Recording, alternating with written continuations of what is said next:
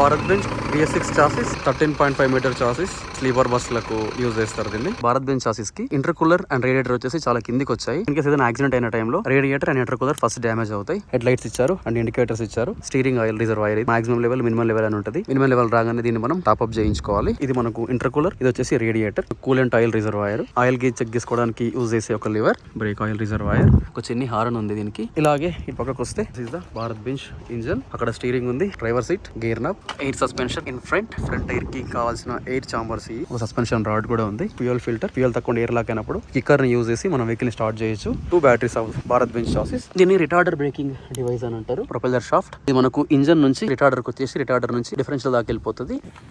Rear tyres air suspension తో వస్తుంది. Stepney tyre ఉంది, tyre stoppers, brake lights, indicators, parking lights, air suspension balloons వచ్చేసి right side 4 ఉంటాయి. 1 2 suspension, seat పక్క ఒకటి, ఇటు పక్క ఒకటి అండ్ ముందర ఒక 2 ఉంటాయి. DEF tank, diesel exhaust fluid, exhaust after treatment system.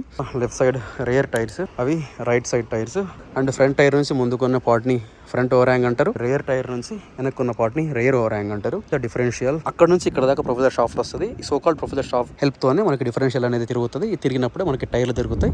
ఈ టైర్లు తిరిగినప్పుడే మనకు వెహికల్ అనేది ముందరకు మూవ్ అవుతుంది. Accelerator, break, clutch,